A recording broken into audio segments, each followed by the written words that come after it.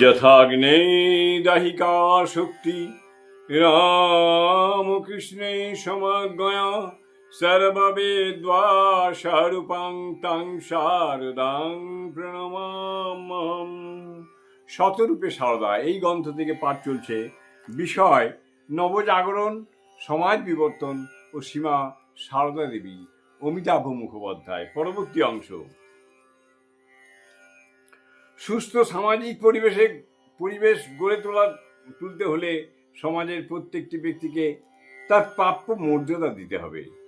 একথাও সারদা দেবী অজানা ছিল না।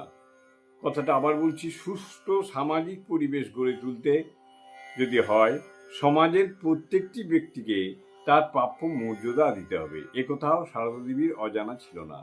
তাই বংশ কৌলিন্য, বৃত্ত কৌলিন্য বা বিদ্যা কৌলিন্য না থাকলেও তিনি প্রতিটি মানুষকে তার মনুষ্যত্বের মর্যাদা দিতে কার্পণ্য করতেন না। একবার কলকাতায় মায়ের বাড়িতে অসময়ে আগত এক ভিখারিকে ভিক্ষা না দিয়ে বিদায় করা হলে মা দুঃখ করে বলেন, যার যা প্রাপ্য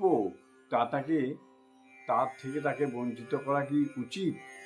এই যে তরিতরকারির খোসাটা, এও গরুর প্রাপ্য, ওটাও গরুর মুখের কাছে ধরতে হয়।